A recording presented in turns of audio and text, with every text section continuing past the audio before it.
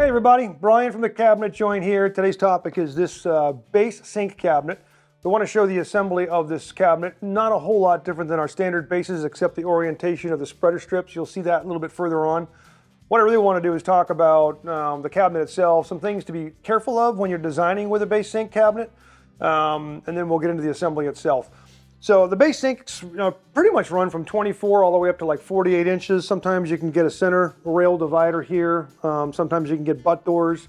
On the 24 inch, you can get a single door if you'd like. So different configurations to walk through with your sales rep. They always have a false drawer front. You'll see in the video how we hold this false drawer front on with some blocks of wood that come with your cabinet.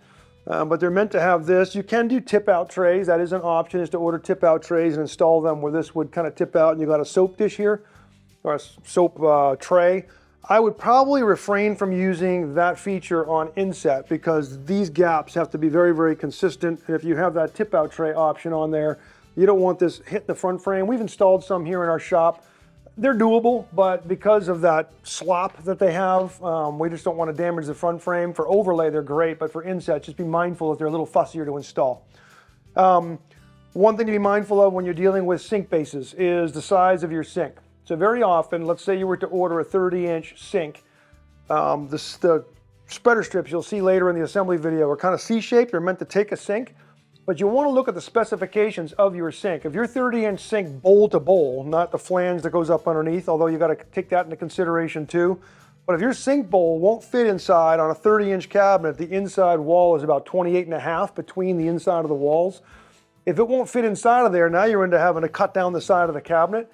So we typically say, if you want to be 100% sure, is always upsize the cabinet a little bit beyond what your sink bowl calls for. So if your sink bowl calls for 28.5 or 29 inches or whatever, go up to a 33-inch cabinet. Give yourself a lot of room in here, so if you ever had to take the sink out, the sink flange is not up underneath the countertop, pinched between the countertop and the cabinet, because those bowls undermount. Just give yourself some extra play. So we always suggest 3 inches more or so. But again, your cabinet coach can walk through your sink spec with you and what cabinet would work best. Sometimes your layout doesn't allow for it. We get that, but just be mindful that the bowl, or the bowls, double bowl, single bowl, has to fit inside the cabinet walls. So that's kind of the gotcha moment with sink bases.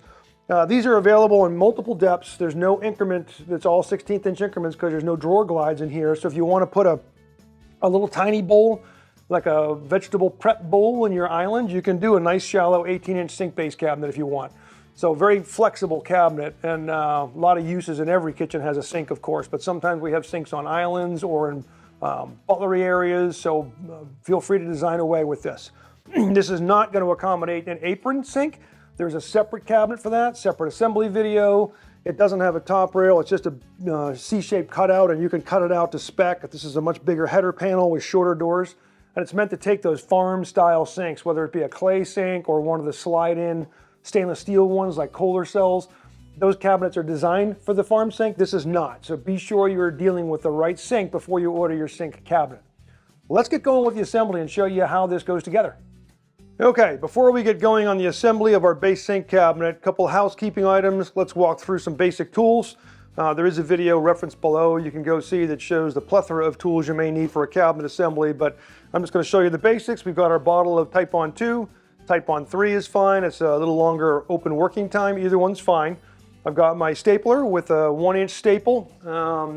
Up to 1.25 inches is okay, but 1 inch is what we use here in the shop. Pencil for marking. I've got a dead blow hammer. You can also use just a rubber mallet. They're $5 or $6 at Lowe's.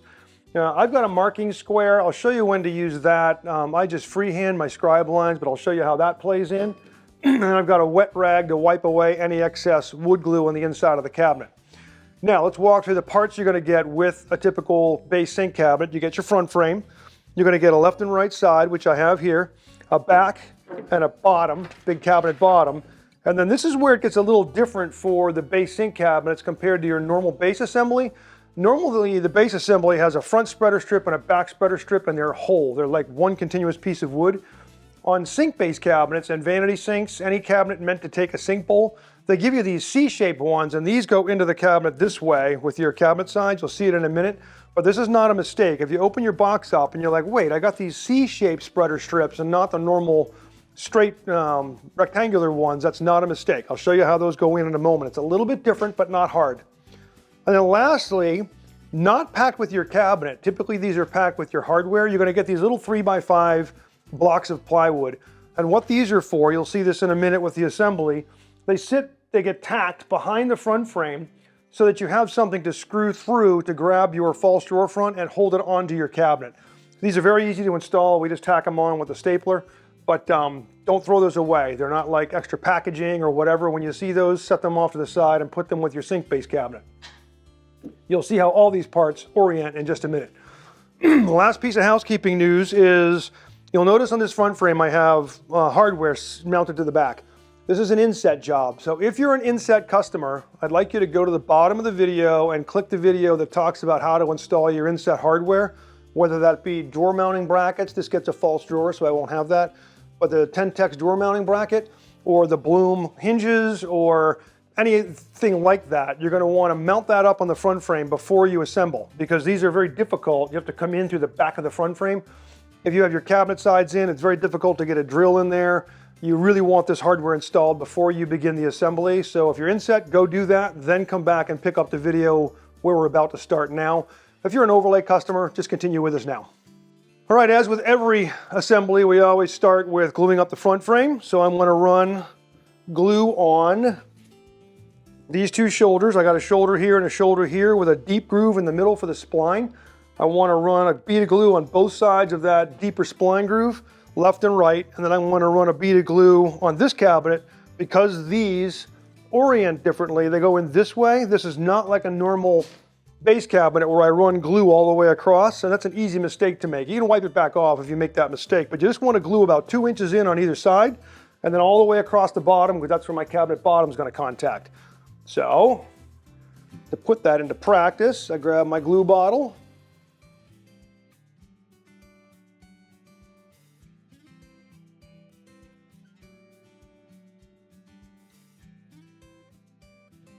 all right, now I'm going to start with my cabinet side.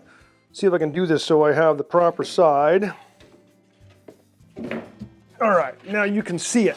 So I'm going to start at the bottom. I line up my finger with the bottom of the front frame. And I push my panel in. Now, because this is kind of flipping and flopping, I'm going to do something that we do on a lot of our base cabinet assemblies. I'm going to do my halfway gluing like we always do. Whoops. And now I'm going to take one of my two spreader strips, and I'm going to get the one that has the finished side in with the spline down, and I'm going to run that. This is where it's different. I'm going to run that C-shaped spreader strip all the way down until it seats inside, and now that panel won't fall over. Same thing on this side.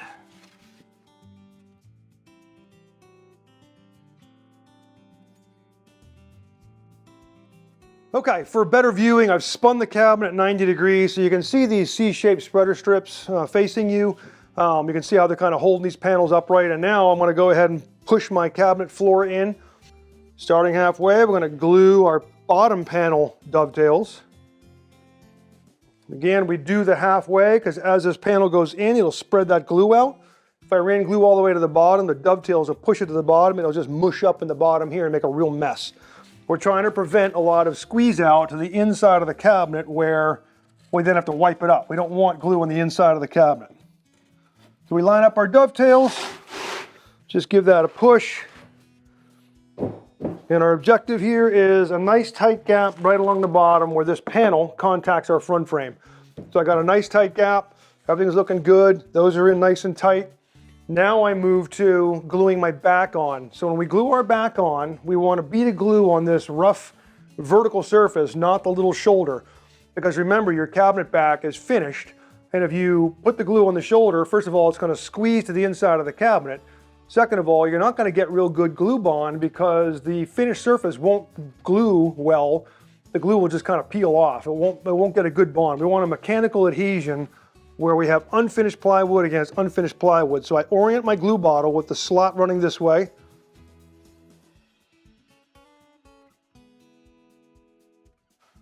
So I take my cabinet back. I don't have any drawer brackets to worry about on this. I just got to make sure my dovetails are lined up. I lay that on. I get my dead blow. And I make sure I'm lined up at the end. I am. So now I can go through and tap all this down. If you need a clamp because these are pulling in and out, I'm just gonna grab one real quick. I might be stepping off camera. You can just do this to kind of hold everything in if you'd like. So now what I'm looking for is this is gonna be seated all the way down when I go ahead and staple it on, same down here. So I'm gonna take a pencil, and this is where you could use a square. I'm gonna take a pencil and I'm gonna find the center of that 1/2 inch and I'm gonna strike a line. But if you wanted to, you could take a square and find the notch that lines up with the center and do the same thing. If you're more comfortable with the square, any speed square, mini or maxi should have some kind of indicator notch where you can drag a line, you can create a jig if you want. I'm just gonna go ahead and use my finger because that's what I'm comfortable with after years of doing this.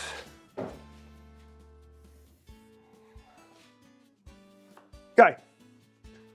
Now I'm gonna go ahead and hook up my air. And it's as simple as following my line. I don't want to get the gun tipped either way because I don't want the staple shanking out the back or into the interior of the cabinet. I keep downward pressure to make sure my back is seated. And we just follow the line with the gun straight. About every 3 or 4 inches is all you need. Okay, now I'm going to go do that same thing on this side.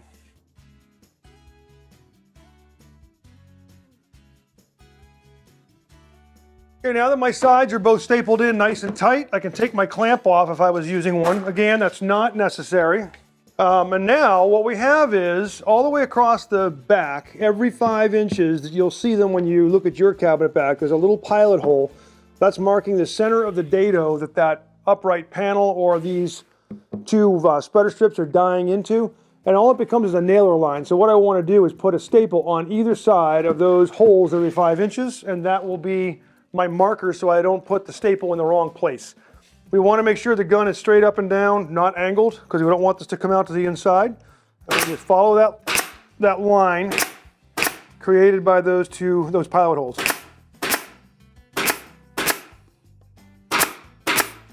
Make sure you're only pinning into that small strip. So I'm going to go here. Same thing over here. And that's all I need. I don't need to go in here at all. Now, we have these brackets. So I'm going to stand the cabinet up really quick to show you how these go in, and then I'm going to lay it back down to actually install them. What these are meant to do is act as, they go up behind, so now I have plenty of surface area to run a screw through to grab my matching or my sink drawer front. Whether it's overlay, there'll be a cavity in here, that's fine. The screw can pass through that cavity and into the back of the drawer front. In the case of Inset, it's going to sit right up tight to that, but that gives me plenty of space to sink 2 screws on either side into this block of wood and hold that drawer front on nice and secure. You want to make sure you put that drawer front, the matching drawer front, on before you drop your sink in here. If you have a sink right up to the front of the cabinet, it's very difficult to get your drill gun in here and get that sink front on. So you want to make sure you do this fit up before your countertops and your sink are on. Okay, I'm going to lay the cabinet back down and show you how that works. Okay, so I'm going to take one of these blocks of wood in each corner. There's a finished and an unfinished side. It really doesn't matter. You're not going to see it. I'm going to put this block of wood oriented vertically into the back of the front frame and push it right up against the cabinet wall and down. It's barely going to catch this edge, so there's nothing to nail to at the top, but I got plenty of meat to put 2 staples on either side, and as long as you're using 1 inch, it will not blow through and it will not split the wood. And you're just going to put a couple of brads or staples on either side. I'll stand this back up. And now I have my nailer, and again, once I pass a screw through there or 2 screws to hold that drawer front on, this gets pinched even harder. This is not structural. It's just holding on a drawer front that weighs 1.5 pounds. Don't overdo it and try to get staples everywhere or brads everywhere. It's going to make a mess of the front frame. Just 1 on each side, above and below, on that fat part of the front frame. Now I've just got to go take my wet rag and wipe the inside out. I can see back in here I had a little bit of glue squeeze out. Everywhere else looks clean. So I am going to just wipe that out. Remember that glue dries clear, so even if you don't get it all, it will not be unsightly in there. And that's pretty good. Everywhere else I was able to keep the glue out of the inside of the cabinet. Oh, I do want to mention, you want to make sure this top and bottom are flush. So if you do have to take your rubber mallet, tap the front frame up or down to make sure you're flush here and here. And also make sure you got a good tight juncture where the cabinet side meets the front frame. You want to make sure that frame is on there real good. That's your last little bit of checking. Okay, so you've got your cabinet built already. Should look something like this. If you're noticing, we have a whole different base sink cabinet in front of us here. We're going to show you how to put the false door front on. Some people know that intuitively, but others want to know how to do that because we showed you how to mount these brackets or these blocks of wood to the back of the frame. We want to show you how to mount both the inset version, and I'll kind of mock up doing it if it's an overlay job, how to actually mount that false door front to the sink base cabinet or the range base cabinet. It really works for pretty much any false door front cabinet, whether it's a vanity, whatever comes with these blocks where you have to fix a false door front that will not open in that opening. So let's get started on tools first. Okay, first thing we want to talk about is what you're going to need to actually put the false drawer front on. Starting off with, I have my drawer front over there. I'm going to mock up a full overlay drawer front as well with a different drawer front from this job. But we're going to do inset first, so you have to have your drawer front for the inset cabinet. You also want a couple of shims. These carpenter shims are perfect. That's going to help us get our gapping so that we have a consistent gap all the way around on that inset drawer front. Don't need those if it's going to be overlay. You're going to need 4 screws, ideally an inch, no longer than 1 1/8 inches, because you've only got on inset, you've only got 1¼ inch of 1/2 inch thick block and then the 3/4 thick door. If you go longer than 1 1/8 inches and you overdrive the screw, there's a faint chance you're going to pop through the front of the drawer front. We don't want to do that. So if it's inset, you want to do inch and 1/8 is the longest, 1 inch is ideal. And I like to use these big cap head screws because it makes it very difficult to oversink the screw into the back of this block of wood when I screw it on, and therefore run the risk of penetrating the front of the drawer. It just kind of stops the screw short. If you're doing full overlay, the drawer front actually sits on the front frame, and so these screws won't be long enough. Now you have to think about 1/2 inch, then you're 3/4 inch, so that's going to be 1 inch, and then I have a 3/4 thick drawer front, so the right depth in there is like 1 1/4 to 1.5 inches is ideal. 1.5 inch screw, and you're going to run that through. The screw will pass through this void here and into the back of the 3/4 thick drawer front without coming all the way through the front. So just do that math and make sure you're not using too long of a screw that's going to overdrive through the front of your finished drawer front.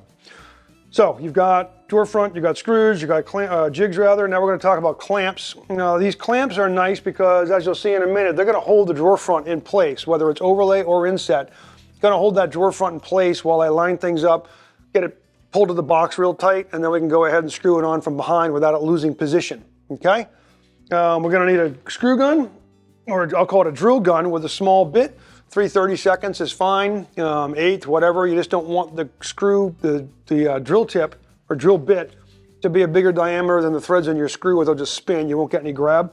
All we're trying to do is pre-drill that wood so we don't split it if it's solid wood or ream it out too much if it's MDF. So you need that drill bit, and then you need an impact driver or another screw gun with the correct bit for whatever screws you have. In this case, I'm using square drive, so you have to have the right bit for whatever screws you're offering or using. And that's about it. There's no glue or anything else used in this.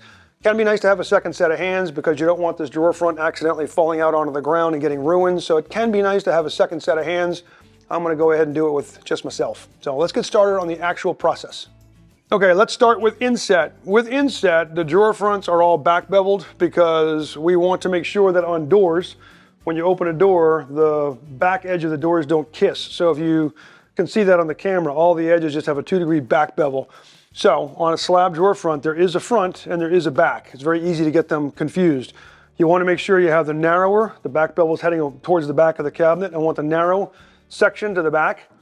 And I'm going to lay the drawer front into the opening. And now you can see it's got all sorts of movement here. What I want to do is use my shims to get my gaps pretty much dead on. And you can see I've got a little bit high there, so I'm going to pull that one out.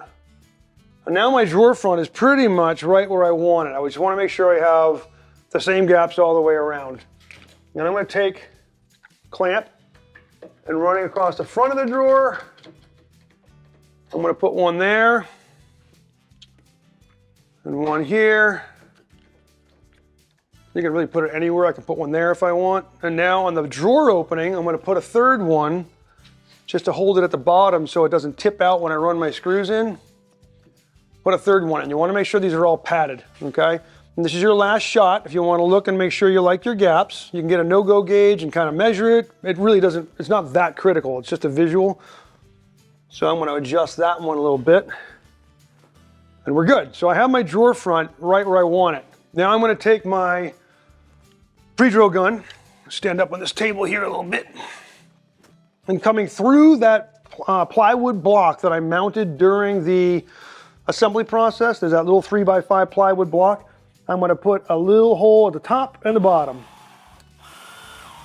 And again, I don't want it to go too far in where it comes through, so make sure you set the depth on your screw bit, so when your drill bit, so when you bottom out, the drill length is only shorter than the combined distance of the block and the drawer front you're going into. Okay, now I'll grab my impact driver and two of the screws I'm using.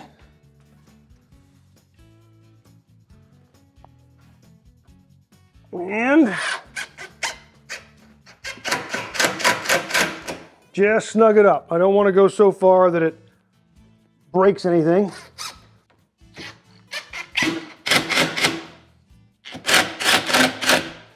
That noise you're hearing is just the impact driver clutch. It's not stripping out the screw or anything. I'm going to do the exact same thing on this side, and we'll come back on the camera and then go through the overlay version. Okay, so now we've put our drawer front on for inset, and now it's just a matter of popping all of our clamps off and pulling our jigs out, and we're done. And I want to walk through overlay because it's very much the same, variations on a theme, but there's some things you have to be aware of. I'm going to use, again, we do not have a full overlay cabinet in this job. This job we're filming on is all inset, but I did find a false drawer front that will allow me to kind of mock up what the overlay process is. It's not the right length and all that, but you'll get the idea. So pretend this still had a cavity in it. There's no drawer front here. With overlay, these doors are going to start from, the bottom of the front frame, and they go up to about a ½ inch above this opening. These are insets, so they're not in the right spot. You got to use your imagination with me here. What you'll do is open your doors, grab the toe board backer that came with your cabinet. It's the piece that goes down in here. If you haven't installed it yet, if you have installed it, any piece of ½ inch material will do just fine. And you just kind of lay it across the top. You can keep the doors shut if you want to, because on overlay, the doors are sticking proud of the front frame. On inset, I have to open them because I don't have overlay doors below. But anyway, that's going to give you the ½ inch gap you would need between your bottom doors and your false drawer front. So then it's just a matter of taking the false drawer front for your overlay job and laying it on top. Normally, if I had full overlay doors that ended a quarter or a ½ inch higher than this, this would put this right up in here. Okay, so I'd have the proper gapping. We're just mocking this up for illustrative purposes. This gives me the exact ½ inch I need between the tops of my doors and the bottom of my drawer front. And then it's the same exact process. I'm going to clamp it just for illustrating. And then I can do the same thing down here. If I wanted to, I can clamp the drawer front on the bottom once I move my thing out of the way. So pretend I did this. I got that. Then this can come out. And I can now clamp that one. Now my drawer front's not going to move, and I can do the same thing and come in the back with 1.5 inch screws, because again, I've got a ½ inch of material, 3/4 inch drawer front, that's 1.25 inches. I want at least 1/4 inch, ideally a half in here, so you can go up to 1.75 inch screw, no longer, because you don't want to come through the front. Just make sure you measure your screw and you're going to have enough material to go into the back of that drawer. It's the exact same process I showed earlier. Drill 2 holes, run the screw in, making sure it doesn't come through the front, and you're done. Take the clamps off. The one thing I want to stress with overlay is you have to put door bumpers on the back of this drawer front. Remember, your doors have door bumpers on it, so when they hit the front frame, they're standing off the front frame by 1/8 of an inch, 3/16 of an inch, whatever the thickness of your door bumper is. This false door front has to match that. So even though you're screwing it on from behind, you want to put a door bumper on each corner of your drawer front before you mount it and get all these elevations, because once you screw it on, you want that same gap, or your drawer front will look like it's sucked in more than your doors below it. So to get everything on the same vertical plane, put door bumpers on your corners. You can even put one here and here so your drawer front doesn't buckle on you. You're not going to see it. You're never going to open that drawer, okay? So drawer bumpers, clamp it on using the spacer as your guide, and then run your screws in the back, and you are good to go. It's a lot like a base cabinet assembly, except for these C-shaped spreader strips. We hope this helped. If you have any questions at all with your base sink assembly, what sink base or sink would fit in a sink base, the cabinet coaches we have can answer all sorts of questions, because you want to remember, if you're putting a 30-inch sink in, you want to use a cabinet that might be a little bit bigger than a 30-inch sink so you don't end up running into the sides. So they can talk you through all that sizing stuff, but the assembly is pretty straightforward. We hope this helped. Have a great day.